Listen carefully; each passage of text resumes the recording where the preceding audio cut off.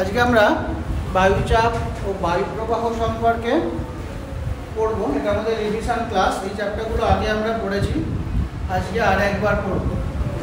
খুব interesting chapter. আমি তোমাদের খুব সহজ করে তুলে ধরবো বিষয়টাকে, একটু মন দিয়ে শোনো আর বোঝার চেষ্টা করো। শুরু করি ক্লাসটা। প্রথমে দেখো বায়ুচাপ। এখান থেকে প্রথমে আমাদের জানতে হবে বায়ুচাপ কাকে বলবো। বায়ুচাপ কাকে বলে, প্রথমে জানবো বায়ুচাপ কাকে বলে।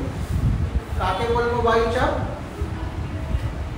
বায়ুর ওজনকেই বায়ুচাপ বলা হয়। ঠিক আছে, বায়ুকে যদি আমরা ওজন করি দাড়ি পাল্লাতে, তাহলে একটা ওজন পাবো, সেই ওজনটাই হলো এই বায়ু চাপ। বোঝা গেল? তাহলে বায়ুচাপ কাকে বললাম? বায়ুর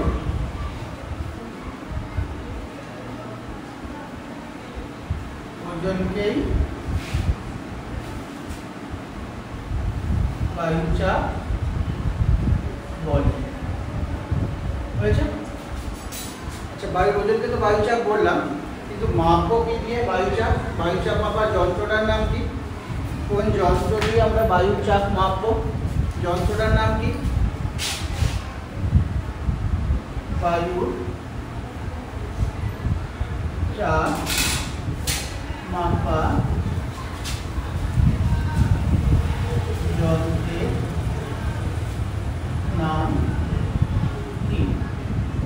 কোন যন্ত্র দিয়ে আমরা বায়ুচাপ মাপতে পারি বা মাপি? বোঝা গেল? একটা যন্ত্র আমরা ব্যবহার করি বায়ুচাপ মাপার জন্য। বলো, রিভিশন ক্লাস হয়ে গেল, তার নাম কি? ব্যারোমিটার। থার্মোমিটার দেখেছো? থার্মোমিটার কি কাজে লাগে? হ্যাঁ, তাপ মাপে। বায়ুর চাপ কি দিয়ে মাপে? যন্ত্রের নাম হলো ব্যারোমিটার। তাহলে বায়ুর ওজনকেই বলছি বায়ুর চাপ, সেই চাপটা আমরা ব্যারোমিটার যন্ত্র দিয়ে মাপতে পারি। এবার আমরা দেখব প্রমাণ বায়ুচাপের মান কত। প্রমাণ বায়ুচাপের মান কত? প্রমাণ বায়ুচাপের মান কত হবে? একটা তো চাপ নির্দিষ্ট হতে হবে। প্রমাণ বায়ুচাপের মান 1013.25 মিলিবার। আমরা প্রমাণ বায়ুচাপের মান দেখলাম, কোন যন্ত্র দিয়ে বায়ুচাপকে আমরা মাপতে পারবো সেটা দেখলাম, বায়ুচাপ কাকে বলে সেটা দেখলাম, তাই তো? এবার আমরা দেখব বায়ুচাপ কয় রকমের হয়। বায়ুচাপ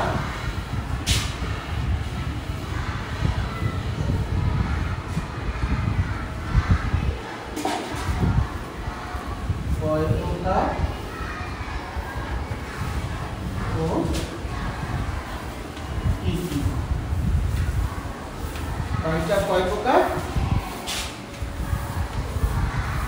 বলো, বায়ুচাপ কয় প্রকার? বায়ুচাপ দুই প্রকার। কি কি দুই প্রকার?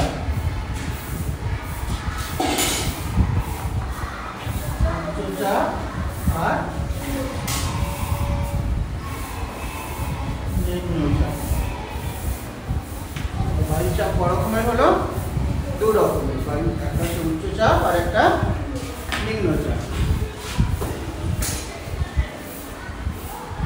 এবার আমরা দেখবো উচ্চচাপ কাকে বলবো আর নিম্নচাপ কাকে বলবো।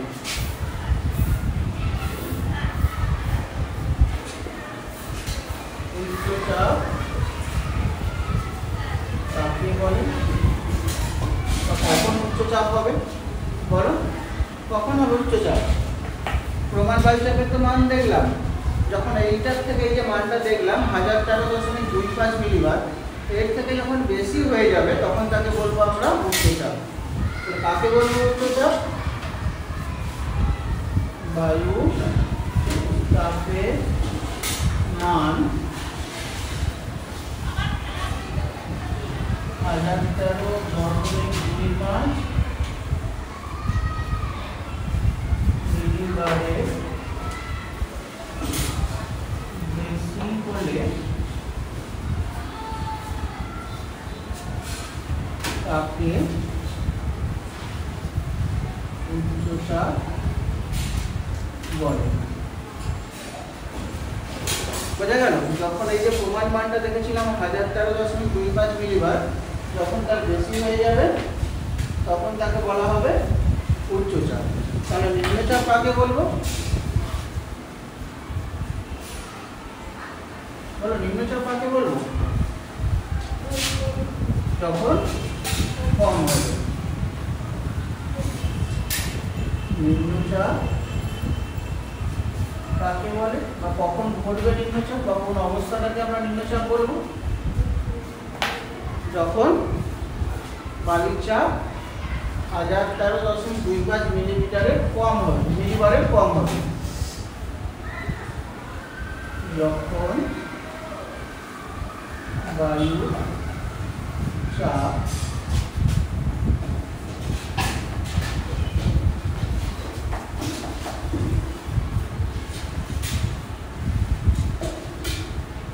মিলিবারের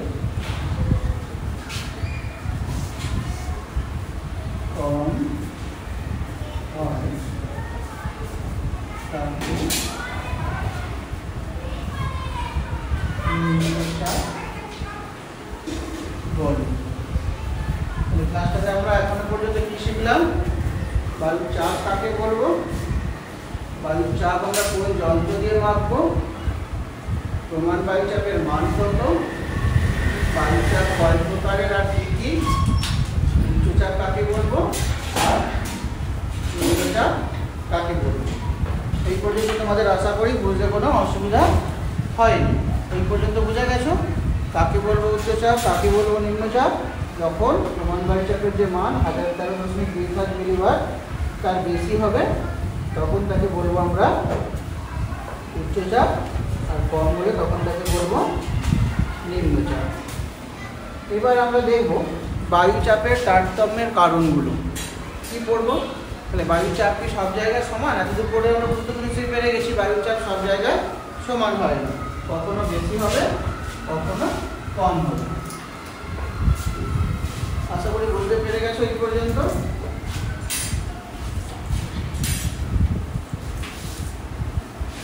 এবার আমরা কি পড়বো? বায়ুর চাপের তারতম্যের কারণ। বায়ুর চাপের তারতম্যের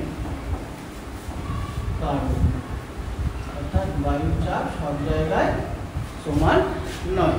কেন সমান নয় তার কারণগুলো আমরা পড়বো এখানে।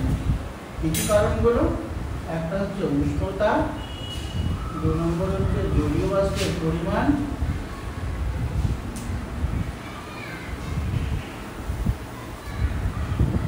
জলীয় বাষ্পের পরিমাণ, 3 নম্বর হচ্ছে কোরিওলিস বল,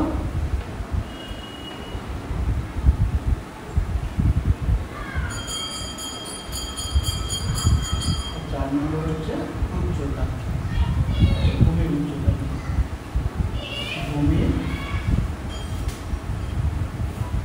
উচ্চতা। তাহলে বায়ুর চাপ সব জায়গায় সমান নয় কেন? কোন কোন কারণগুলো দায়ী এর জন্য?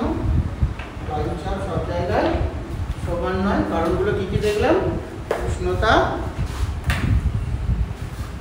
জলীয় বাষ্প, বায়ুতে উপস্থিত জলীয় বাষ্পের পরিমাণ, কোরিওলিস বল আর ভূমির উচ্চতা। এবার একটা একটা পয়েন্ট ধরে ধরে আলোচনা করি। উষ্ণতা, কেন? উষ্ণতার সঙ্গে বায়ুচাপের কি সম্পর্ক? তোমরা আগে বিজ্ঞানের ক্লাসে পড়েছো, কোনো বস্তুতে যদি তাপ প্রয়োগ করা হয় তাহলে তার আয়তন বৃদ্ধি পায়। আয়তন বৃদ্ধি পেলে বস্তুটা অবশ্যই হালকা হবে। তাহলে বায়ুতেও যদি উষ্ণতা বৃদ্ধি পায়, বায়ু কি হবে? গরম হবে। গরম হলে হালকা হবে। হালকা হয়ে গেলে সেই হালকা বায়ু উপরের দিকে উঠে যাবে। কি বললাম? বায়ু উষ্ণ হলে হালকা হবে, হালকা হলে সে উপরের দিকে উঠে যাবে। উপরের দিকে উঠে গেলে তার চাপ কমে যাবে। বোঝা গেল? বায়ু যদি উষ্ণ হয়, হালকা হবে এবং সে উপরের দিকে উঠে যাবে, তখন তার চাপ কমে যাবে। আর যদি বায়ু শীতল হয় তাহলে সেটা ভারী হবে, ভারী হলে ভারী জিনিস সবসময় নিচের দিকে আসতে চাইবে, ভারী জিনিস তো উপরের দিকে থাকতে পারবে না, নিচের দিকে আসতে চাইবে, তখন তার চাপটাও বেড়ে যাবে। তাহলে কোনো জায়গায় যদি উষ্ণতা বেড়ে যায় তাহলে সেখানে কোন চাপের সৃষ্টি হবে? অবশ্যই নিম্নচাপের সৃষ্টি হবে। আর কোথাও যদি ঠান্ডা হয় তাহলে সেখানে কোন চাপের সৃষ্টি হবে? উচ্চচাপের সৃষ্টি হবে। বুঝে গেছো? বেশ, তাহলে এবার পরের পয়েন্টটা দেখি, জলীয় বাষ্পের পরিমাণ। জলীয় বাষ্প হচ্ছে খুব হালকা, বুঝতে পারছো? সাধারণ যে বায়ু বা বিশুদ্ধ যে বায়ু তার থেকে জলীয় বাষ্প খুব হালকা। তাহলে বাতাসে যদি জলীয় বাষ্প বেশি থাকে সেই বায়ুটাও হালকা হবে। জলীয় বাষ্প বিশুদ্ধ বায়ুর থেকে হালকা। যদি বাতাসে জলীয় বাষ্পের পরিমাণ বেশি থাকে তাহলে বায়ুটাও হালকা হবে, আর হালকা হলে সে উপরের দিকে উঠে যাবে, তখন তারও চাপ কমে যাবে। আর যদি জলীয় বাষ্প না থাকে বায়ুতে তাহলে সেই বায়ুটা শুষ্ক হবে। বোঝা গেল? জলীয় বাষ্প যদি না থাকে বায়ুটা শুষ্ক হবে, আর শুষ্ক বায়ুর চাপ বেশি হবে, তখন সেখানে উচ্চচাপের সৃষ্টি হবে। তাহলে বায়ু চাপের সাথে জলীয় বাষ্পের সম্পর্ক কী দেখলাম? ব্যস্তানুপাত। জলীয় বাষ্প বাড়লে কী হবে? নিম্নচাপ, আর জলীয় বাষ্প যদি কমে যায় তাহলে উচ্চচাপ। এবার তোমরা আমাকে বলো, তাহলে স্থলভাগ আর জলভাগ সাধারণভাবে কোথায় কোন চাপের সৃষ্টি হওয়ার কথা? জলভাগ। সূর্যের তাপে গরম হবে, জল গরম হলে সেই জলীয় বাষ্প সৃষ্টি হবে। তাহলে জলভাগের উপরে যে বাতাসটা থাকবে বা যে বায়ুটা থাকবে তাতে জলীয় বাষ্প বেশি থাকবে, তাহলে সেখানে নিম্নচাপের সৃষ্টি হবে। আর স্থলভাগ, সেখানে জল নেই, তাহলে সেখানকার বাতাসে জলীয় বাষ্পের পরিমাণও কম হবে, স্বাভাবিকভাবে সেখানে উচ্চচাপের সৃষ্টি হওয়ার কথা। একই অক্ষাংশে পাশাপাশি অবস্থিত স্থলভাগে সবসময় নিম্নচাপের সৃষ্টি হবে, স্থলভাগে উচ্চচাপের সৃষ্টি হবে, আর জলভাগে নিম্নচাপের সৃষ্টি হবে। বোঝা গেল? একই অক্ষাংশে পাশাপাশি অবস্থিত স্থলভাগে উচ্চচাপ আর জলভাগে নিম্নচাপের সৃষ্টি হবে। উষ্ণতার সঙ্গে কী সম্পর্ক ছিল? উষ্ণতা বাড়লে বায়ু গরম হচ্ছিল, হালকা হচ্ছিল, উপর দিকে উঠে যাচ্ছিল, ফলে বায়ু চাপ কমে যাচ্ছিল। আর উষ্ণতা যদি হ্রাস পেয়ে যায় তাহলে বায়ু শীতল হয়ে যাবে, ঠান্ডা হবে বায়ু, সে ভারী হবে, ভারী হলে নিম্নমুখী হবে, তখন তার চাপও বেড়ে যাবে। তাহলে উষ্ণতার সাথে চাপের কী সম্পর্ক দেখলাম? এটাও ব্যস্তানুপাতিক। তাহলে উষ্ণতার সাথেও চাপের সম্পর্ক ব্যস্তানুপাতিক, জলীয় বাষ্পের সাথেও চাপের সম্পর্ক ব্যস্তানুপাতিক। বোঝা গেছে দুটো পয়েন্ট? এবার দেখো কোরিওলিস বল। কোরিওলিস বলের সাথে চাপের কী সম্পর্ক? পৃথিবীর কোরিওলিস বলের পরিমাণ সব জায়গায় সমান নয়, বুঝতে পারছো? নিরক্ষীয় অঞ্চল থেকে যত আমরা মেরুর দিকে যেতে থাকবো তত কোরিওলিস বলের প্রভাব ক্রমশ বাড়তে থাকবে বা পরিমাণ বাড়তে থাকবে, যার ফলে কি হয়? নিরক্ষীয় অঞ্চলের বায়ু ক্রান্তীয় অঞ্চলের দিকে বিক্ষিপ্ত হয়ে যায়। বোঝা গেল? কোরিওলিস বলের প্রভাব কম থাকার জন্য নিরক্ষীয় অঞ্চলের বায়ু ক্রান্তীয় অঞ্চলের দিকে বিক্ষিপ্ত হয়ে যায়। তাহলে নিরক্ষীয় অঞ্চলে বায়ুর পরিমাণ কী হবে? কমে যাবে, তাই তো? বায়ুর পরিমাণ যদি কোথাও কমে যায় তাহলে বায়ুর চাপের পরিমাণ কী হবে? চাপের পরিমাণটাও কমে যাবে। সেই জন্য নিরক্ষীয় অঞ্চলে নিম্নচাপের সৃষ্টি হয়েছে। ওই যে বায়ুটা নিরক্ষীয় অঞ্চল থেকে বিক্ষিপ্ত হলো, সে কোথায় এসে উপস্থিত হবে? সে উপস্থিত হবে ক্রান্তীয় অঞ্চলে। একটুখানি বোর্ডের দিকে দেখো ভালো করে, কল্পনা করো পৃথিবী, এটা আমাদের নিরক্ষরেখা অঞ্চল, এটা মকর ক্রান্তি, এটা কর্কট ক্রান্তি, 23.5 ডিগ্রি উত্তর, আর 23.5 ডিগ্রি দক্ষিণ। নিরক্ষীয় অঞ্চলের বায়ু যদি বিক্ষিপ্ত হয়, কোথায় বিক্ষিপ্ত হচ্ছে? কেউ আসে কর্কটক্রান্তি রেখার দিকে, কেউ আসে মকর ক্রান্তি রেখার দিকে, তাহলে এই অঞ্চল থেকে বিক্ষিপ্ত হয়ে গেল, ফলে নিরক্ষীয় অঞ্চলে বায়ুর পরিমাণ কমে গেল। সেই জন্য নিরক্ষীয় অঞ্চলে নিম্নচাপের সৃষ্টি হবে, আর যেখানে গিয়ে বায়ুটা উপস্থিত হচ্ছে সেখানে বায়ুর পরিমাণ কী হলো? বেড়ে গেল। তো যেখানে বায়ুর পরিমাণ বেড়ে যাবে সেখানে উচ্চচাপের সৃষ্টি হবে। বোঝা গেল? সেই জন্য দুটো ক্রান্তীয় অঞ্চলে আমাদের উচ্চচাপ বলার সৃষ্টি হয়েছে। অর্থাৎ কোনো অঞ্চলের বায়ু যদি বিক্ষিপ্ত হয়ে যায় তাহলে সেখানে নিম্নচাপের সৃষ্টি হবে, বিক্ষিপ্ত বায়ু যেখানে গিয়ে উপস্থিত হবে সেখানে বায়ুর পরিমাণ বেড়ে যাবে। এটাকে কল্পনা করতে পারো যে তোমাদের বাড়িতে যদি কুটুম আসে তাহলে তোমাদের ঘরের লোক সংখ্যা বেড়ে গেল, আর তোমরা যখন অন্যের বাড়ি বেড়াতে যাবে তখন তোমার বাড়ির লোক সংখ্যাও কমে গেল। একই রকমভাবে নিরক্ষীয় অঞ্চলের বায়ু যদি বেরিয়ে যায় তাহলে সেখানে বায়ু কমে গেল, ফলে সেখানে নিম্নচাপ হবে। বেরিয়ে যেখানে গিয়ে পৌঁছালো সেখানে বায়ুর পরিমাণ বেড়ে গেল, ফলে সেখানে উচ্চচাপের সৃষ্টি হবে। এবার দেখবো ভূমির উচ্চতা। ভূমির উচ্চতার সাথে বায়ুচাপের কী সম্পর্ক? ভূপৃষ্ঠ সংলগ্ন অঞ্চলেই বায়ু ঘনত্ব সব থেকে বেশি থাকে। যত আমরা উপরের দিকে যেতে থাকবো তত বায়ুর ঘনত্ব ক্রমশ কমতে থাকে, অর্থাৎ বায়ুর চাপও কমতে থাকে। কেন কমতে থাকে? না, যত উপরের দিকে যাওয়া যায় বায়ুর পরিমাণটা তত কমে যায়, বুঝতে পারলে? তত বায়ুর পরিমাণ কমে যায়। সেই জন্য বা ভারী গ্যাসগুলো নিচের দিকে অবস্থান করে, হালকা গ্যাসগুলো উপরের দিকে অবস্থান করে, এটাও একটা কারণ বলতে পারো। বোঝা গেল? বায়ুর ঘনত্ব কমে যায়, সেই জন্য উপরের দিকে যত আমরা যাব তত আমাদের শ্বাসকষ্ট শুরু হয়ে যায়। কারো কারো নাক মুখ কান দিয়ে রক্ত বেরিয়ে আসে। কেন? কারণ আমাদের শরীরের একটা চাপ আছে, বাইরের বাতাসের একটা চাপ আছে। বাইরের বাতাসের চাপ যদি কম হয় শরীর থেকে রক্ত বেরিয়ে আসবে, সেই জন্য আমাদের চোখ মুখ কান দিয়ে রক্ত বেরিয়ে আসতে পারে। সেই জন্য উঁচু সারে যখন আমরা বেড়াতে যাই তখন অক্সিজেন সিলিন্ডার নিয়ে যেতে হয়। তাছাড়া ওই উঁচু অঞ্চলে যেহেতু বায়ুর চাপ কম থাকে সেই জন্য সেখানে আমাদের রান্না করতে সময়টাও বেশি লাগে। বোঝা গেল? কোনো বস্তু থেকে যদি তাপ, বিশেষ করে তরল থেকে যদি আমরা চাপকে সরিয়ে নিই তাহলে তার স্ফুটনাঙ্ক কী হবে? কমে যাবে, অর্থাৎ কম উষ্ণতায় সে ফুটতে শুরু করবে।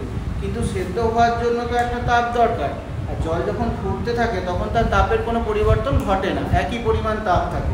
তাহলে তাপ আর বাড়ছে না, ফলে খাবারটাও সহজে সিদ্ধ হবে না, অনেকক্ষণ ধরে রান্না করতে হয়। ওই জন্য পাহাড়ি অঞ্চলে তাহলে কেন আমাদের অনেকক্ষণ ধরে রান্না করতে হয় এটা বুঝেছো? এর সঙ্গে সঙ্গে আমি তোমাদের আর দুটো কোশ্চেন পড়ালাম। কী কোশ্চেন পড়ালাম? উচ্চ স্থানে বায়ুর চাপ কম হয় কেন? উচ্চ স্থানে বায়ুর চাপ কম হয় কেন, এই কোশ্চেনটা পড়লাম। এর সাথে সাথে আর কি দেখলাম? এর সাথে সাথে আমরা দেখলাম উচ্চ স্থানে রান্না করতে সময় বেশি লাগে কেন। সেই জন্য আমরা সেখানে রান্না করার জন্য প্রেসার কুকার ব্যবহার করি। পার্বত্য অঞ্চলে মানে উচ্চ স্থানে, প্যাকেটের উচ্চ স্থান লিখে দিই তোমাদের বোঝার সুবিধার জন্য।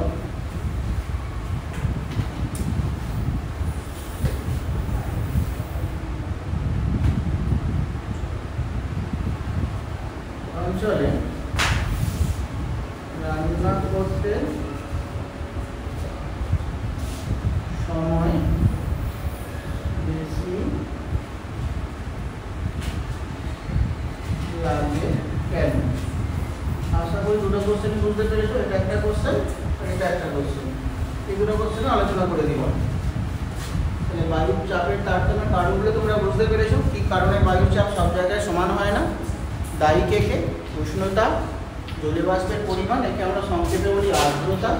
আর্দ্রতা হলো বাতাসে উপস্থিত জলীয় বাষ্পের পরিমাণ, আর কিছুই নয়। উষ্ণতা, আর্দ্রতা, কোরিওলিস বল আর ভূমির উচ্চতা, এই কারণগুলোর জন্য বায়ুর চাপ সব জায়গায় সমান হয় না। সাথে সাথে আমরা কি দেখলাম?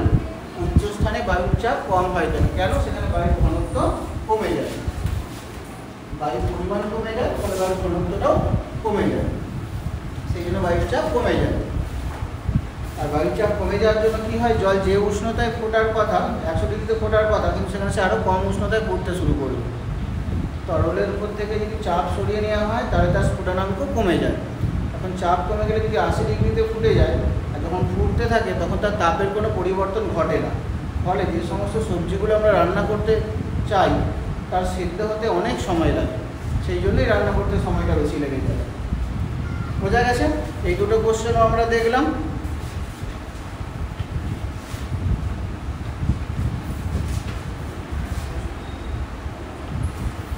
এবার আমরা দেখব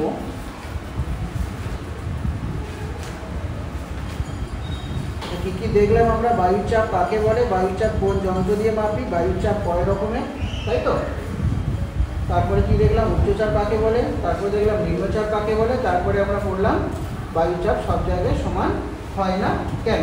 এবার আমরা এখান থেকে দেখব সমচাপ আর সমচাপ রেখা। সমচাপ রেখা হচ্ছে কোনো একটা সময়, বোর্ডের দিকে দেখো, কোনো একটা সময় পৃথিবী পৃষ্ঠে, মন দিয়ে শোনো, কথা বলো না। এবার আমরা কি দেখব? সমচাপ রেখা আর তার বৈশিষ্ট্য। বোর্ডের দিকে দেখো আর আমার কথা মন দিয়ে শোনো। কি করবো বললাম? সমচাপ রেখা আর তার বৈশিষ্ট্য।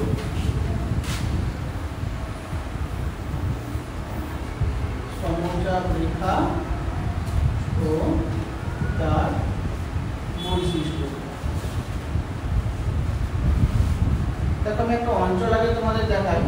এটা মনে করো আমাদের দেশ, আর কিছু জায়গার নাম লিখে দিলাম, এ জায়গা, বি জায়গা, সি জায়গা, ডি, কিছু জায়গার নাম লিখে দিলাম, এফ, জি,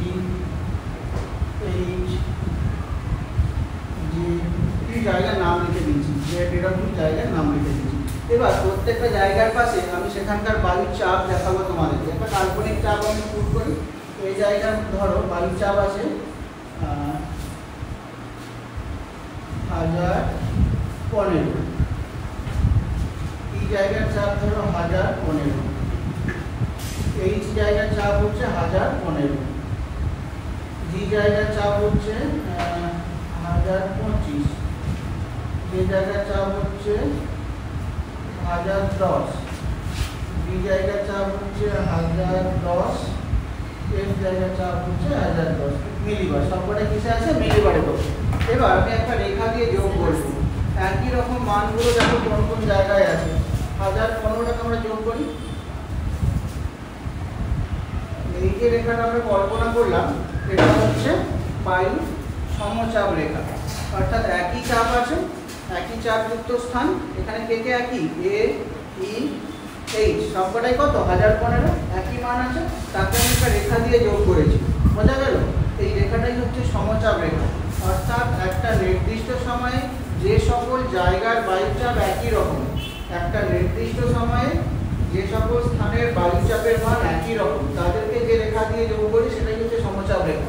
দেখো বলে আমি আরো একটা রেখেছি 1010, এটাও একটা সমচাপ রেখা। এখানে একটা 1010 দেখিয়েছি, আমি আর একটা দেখিয়েছি যে কে ধরো এটাও 1010, কে এর মান হচ্ছে 1010, তাহলে এটাও একটা সমচাপ রেখা। এখন প্রশ্ন হতে পারে এই 1010 এই 1010 তাহলে এই দুটোকে কেন যোগ করলাম না? তাই তো, কেন যোগ করতে পারবো না? কারণ এই রেখাটার মান কি? 1015 বেশি, তাহলে এই রেখাটা আমি কখনোই এর উপর দিয়ে টানতে পারবো না, ভুল হয়ে যাবে। সমচাপ রেখা কখনো একে অপরকে ছেদ করবে না। আমি যদি রেখাটাকে যোগ করি তাহলে এই দুটো রেখা কি হবে? পরস্পর একটা জায়গায় ছেদ করবে তো? না করবে না? করবে, তখন ভুল হয়ে যাবে, কখনোই হবে না। সমচাপ রেখা কখনোই পরস্পরকে ছেদ করতে পারবে না। বোঝা গেল? তাহলে সমচাপ রেখার বৈশিষ্ট্যটা আমরা ওগুলো দেখবো। কাকে বলবো সমচাপ রেখা? একটা নির্দিষ্ট সময়ে পৃথিবী পৃষ্ঠের যে সকল স্থানের মান বায়ুচাপের মান, একটা নির্দিষ্ট সময়ে পৃথিবী পৃষ্ঠের যে সকল স্থানের বায়ুচাপের মান একই রকম, তাদেরকে যে রেখা দিয়ে যোগ করব সেই রেখাকেই বলা হয় সমচাপ রেখা। বোঝা গেল? একটা নির্দিষ্ট সময় যেদিন আমরা করবো, যে সময় মাপবো সেই সময়টাই হচ্ছে নির্দিষ্ট সময়। সেটা যে খুশি হতে পারে। তুমি যদি বলো আমি জানুয়ারি মাসে করবো, জানুয়ারি মাসে, যদি বলো জুলাই করবে তাহলে জুলাই মাসে। তাহলে একটা নির্দিষ্ট সময়ে যে সকল জায়গার বায়ুচাপের মান একই রকম, তাদেরকে যে রেখা দিয়ে যোগ করবো সেটাই হচ্ছে সমচাপ রেখা। বোঝা গেল? আশা করি বুঝতে পেরে গেছো। ছবিটা দেখে বুঝতে পেরেছো তো? সমচাপ রেখা একই রকম মান থাকবে, সেগুলোকে একটা রেখা দিয়ে যোগ করবো। দেখো তোমাদের বোঝার সুবিধার জন্য ভালো জায়গায় নাম দেখিয়েছি। আর ব্লু রংটা হচ্ছে সমচাপ রেখা। তাহলে এই সমচাপ রেখাটার মান কত হবে? 1015 মিলিবার। এই রেখাটা যেখান যেখান দিয়ে যাবে সেটাই 1015, যেখান যেখান দিয়ে যাবে। বোঝা গেল? তারপর এই সমস্ত জায়গায় বায়ুচাপের মান একই রকম।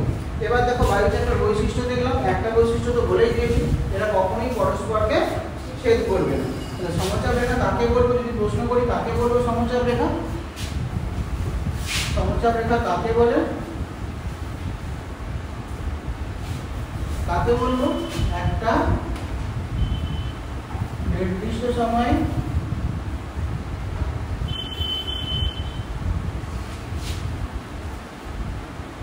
পৃথিবী পৃষ্ঠে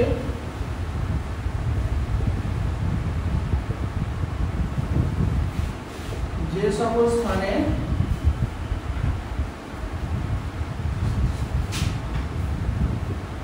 বায়ুচাপের মান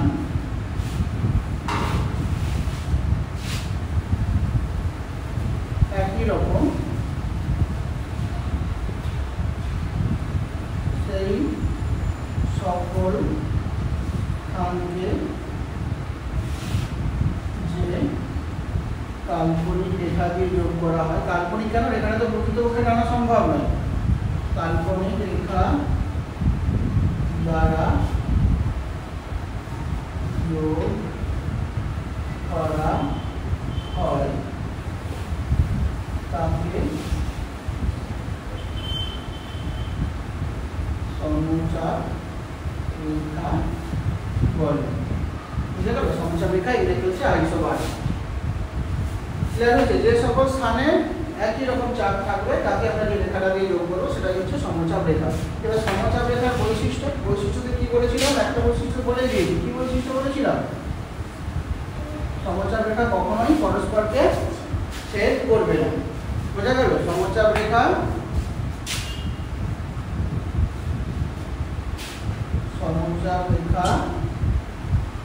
কখনোই পরস্পরকে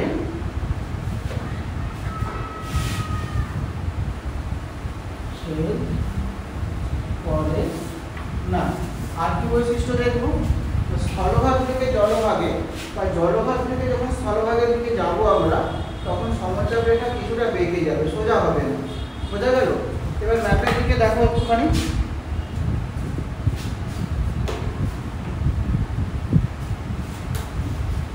ম্যাপের দিকে দেখো একটু। এটা আমাদের দেশের দক্ষিণ দিকটা ড্রয়িং করছি, পুরোটা করা সম্ভব নয়। এখন যদি বলি এইখানটা আছে 1015, এই অঞ্চলটা, এই অঞ্চলটাও 1015, আর এই অঞ্চলটাও 1015,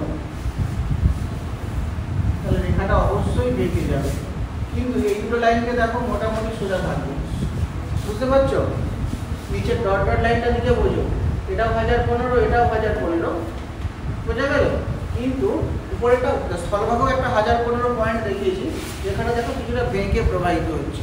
অর্থাৎ স্থলভাগ থেকে জলভাগ বা জলভাগ থেকে স্থলভাগের দিকে যখন আমরা সমচাপ রেখাকে আঁকবো বা দেখাবো, তখন সে কিছুটা বেঁকে যাবে। কি বললাম? সহজে যদি বলি, স্থলভাগ ও জলভাগের মিলনস্থলে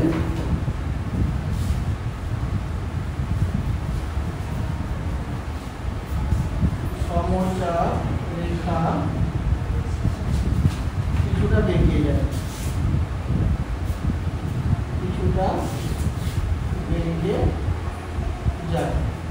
আর সমচাপ রেখাগুলো অক্ষরেখাকে অনুসরণ করে। বুঝতে পারলে? সমচাপ রেখাগুলো অক্ষরেখা পড়েছো তোমরা নিচুর ক্লাসে। সমচাপ রেখাগুলো সবসময় অক্ষরেখাকে অনুসরণ করবে। ক্লিয়ার হয়েছে? তিনটে বৈশিষ্ট্য। 3 নম্বর বৈশিষ্ট্য কি বললাম? সমচাপ রেখা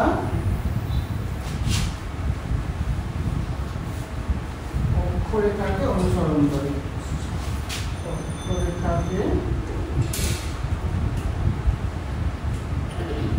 অনুসরণ করে।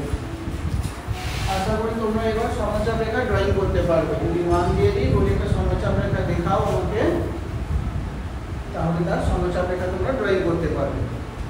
মানে পৃথিবী পৃষ্ঠের যে সকল স্থানে বায়ুচাপের মান একই রকম, তাকে আমরা যে কাল্পনিক রেখা দিয়ে যোগ করি সেটাই হচ্ছে সমচাপ রেখা। সমচাপ রেখা কখনোই পরস্পরকে ছেদ করবে না। আর স্থলভাগ আর জলভাগের মিলনস্থলে সমচাপ রেখা কিছুটা বেঁকে যাবে। বোঝা গেল? সমচাপ রেখা কিছুটা বেঁকে যাবে, আর সমচাপ রেখাগুলো অক্ষরেখাকে অনুসরণ করবে। এগুলো হলো মোটামুটি সমচাপ রেখা সম্পর্কে তথ্য। এবার আমরা দেখব পৃথিবীর স্থায়ী চাপ বলয় আর সেই চাপ বলয়গুলো সৃষ্টির কারণ কি। বুঝতে পারলে? এবার আমরা কি দেখব? পৃথিবীতে যে স্থায়ী চাপ বলয় রয়েছে,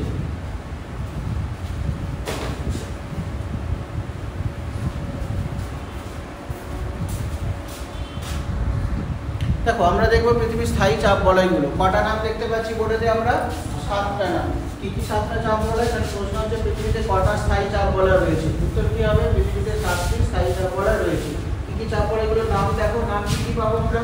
নিরক্ষীয় নিম্নচাপ বলয়, কর্কটীয় উচ্চচাপ বলয়, মকরীয় উচ্চচাপ বলয়, সুমেরুবৃত্ত প্রদেশীয় নিম্নচাপ বলয়, কুমেরুবৃত্ত প্রদেশীয় নিম্নচাপ বলয়, সুমেরু উচ্চচাপ বলয় আর কুমেরু উচ্চচাপ বলয়। এবার গুণে দেখো কটা উচ্চচাপ আছে আর কটা নিম্নচাপ আছে। আচ্ছা, নিম্নচাপগুলোকে গোল করে দিই। কটা নিম্নচাপ পাই দেখো? 1, 2, 3টে। কটা নিম্নচাপ পেলাম? 3টে। তাহলে পৃথিবীতে কটা স্থায়ী নিম্নচাপ আছে? 3টে। আর স্থায়ী উচ্চচাপ কটা হবে? মোট কটা? 7টা। তো একটা যদি 3টে হয়, বাকি কটা হবে? 4টে। গুণে ফেলো। তাহলে কটা উচ্চচাপ আর কটা নিম্নচাপ আছে? 4টে উচ্চচাপ আর 3টে নিম্নচাপ। তাহলে পৃথিবীতে মোট স্থায়ী চাপ বলয় কটা হলো? 7টা। এবার ছবিতে তাদের অবস্থান দেখো কেমনভাবে তাদের অবস্থান হয়, তারপর তাদের সৃষ্টির কারণ পড়বে। এবার ছবিটার দিকে দেখো, 7টা চাপ বলের নাম জেনে গেছো তো, কি কি 7টা চাপ বল, রিভিশন ক্লাস হচ্ছে এটা। এবার ছবির দিকে দেখো, তোমাদের বইতে ছবির দিকে দেখো বা বোর্ডের ছবির দিকে দেখো, আমি দেখাই তোমাদেরকে। মনে করো এটা পৃথিবী, এর মাঝখান দিয়ে গেছে নিরক্ষরেখা, নিরক্ষীয় অঞ্চলের সৃষ্টি হবে নিরক্ষীয় নিম্নচাপ বলয়, নিরক্ষীয় নিম্ন চাপ বলয়। নিরক্ষরেখার উভয় দিকে মোটামুটি ভাবে 10 ডিগ্রি পর্যন্ত অবস্থান করে। এটা 0 ডিগ্রি হলে এটাও 10 ডিগ্রি, এটাও 10 ডিগ্রি, 5 থেকে 10 ডিগ্রি। নিরক্ষরেখার উত্তর দিকে পাবো আমরা কর্কটীয় উচ্চচাপ বলয়, কর্কটীয় উচ্চচাপ বলয়। এর মান হবে তোমার 23.5 ডিগ্রি উত্তর। বোর্ডের দিকে দেখো, নিচের দিকে পাবো আমরা মকরীয় উচ্চচাপ বলয়, মকরীয় উচ্চচাপ বলয়। এর মান হবে 23.5 ডিগ্রি দক্ষিণ। তারপরে আমরা দেখতে পাবো সুমেরু বৃত্ত প্রদেশীয়, সুমেরু বৃত্ত প্রদেশীয় নিম্নচাপ বলয়।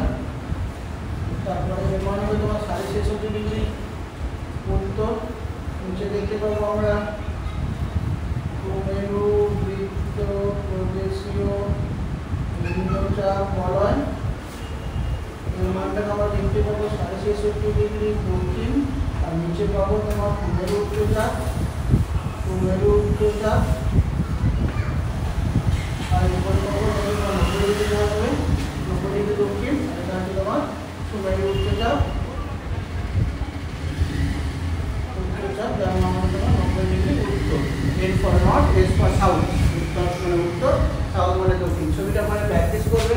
7টা চাপ বলয়ের অবস্থান তোমাদের দেখালাম পরেতে। পরের দিন এই চাপ বলয় কেন সৃষ্টি হয়েছে এখানে আমি চাপ বলয় সেটা পড়বো, তার সঙ্গে সংশ্লিষ্ট কিছু বিষয়কেও আমরা দেখব। আজকে রিভিশন ক্লাস আমরা কি কি পড়লাম? প্রথম কোশ্চেন পড়েছিলাম বায়ুর চাপ কাকে বলে, কি উত্তর পেয়েছিলাম? বায়ুর ওজনকেই বায়ুর চাপ বলে। দ্বিতীয় কোশ্চেন আমরা পড়েছিলাম বায়ুর চাপ কোন যন্ত্র দিয়ে মাপা হয়, বায়ুর চাপকে আমরা ব্যারোমিটার যন্ত্র দিয়ে মাপি।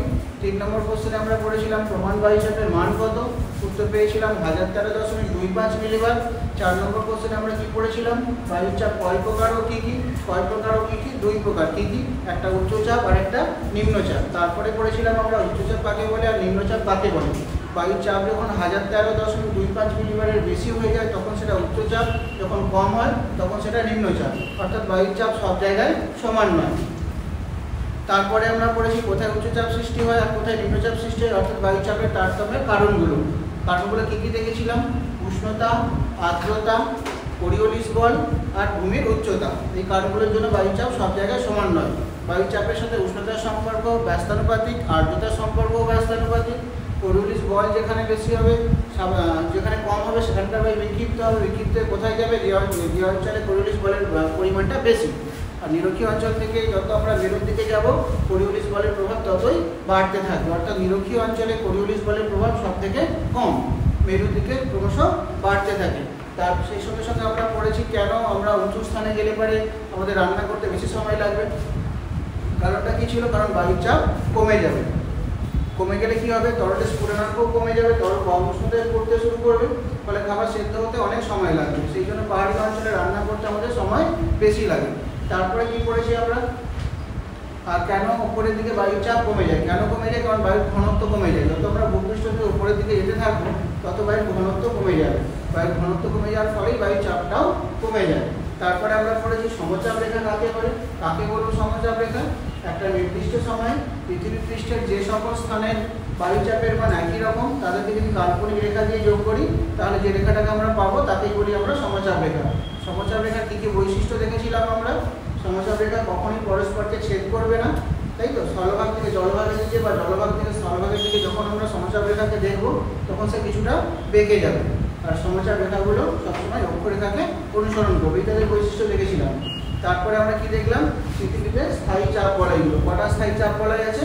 7টা। তার মধ্যে 3টে নিম্নচাপ আর 4টে উচ্চচাপ। চাপ বলয়গুলোর নাম কি কি ছিল? সুমেরু উচ্চচাপ, সুমেরু বৃত্ত প্রদেশীয় নিম্নচাপ, কর্কটীয় উচ্চচাপ, নিরক্ষীয় নিম্নচাপ, মকরীয় উচ্চচাপ বলয়, সুমেরু বৃত্ত প্রদেশীয় নিম্নচাপ বলয়, সুমেরু বৃত্ত উচ্চচাপ। তাই তো শান্ত নিম্নচাপ ছবিতে তোমরা তাদের অবস্থান দেখেছো। পরের দিন আমরা পড়বো এই চাপ বাড়িগুলো কেন কী কারণে সৃষ্টি হয়েছে এবং তার সঙ্গে সম্পর্কযুক্ত কিছু বিষয়। বলো, কারো যদি কিছু জানার থাকে এক্সট্রা বা কেউ যদি কিছু বলতে চাও সেটা আমাকে বলো, নাকি ক্লাস শেষ করবো এখানে? ক্লাস শেষ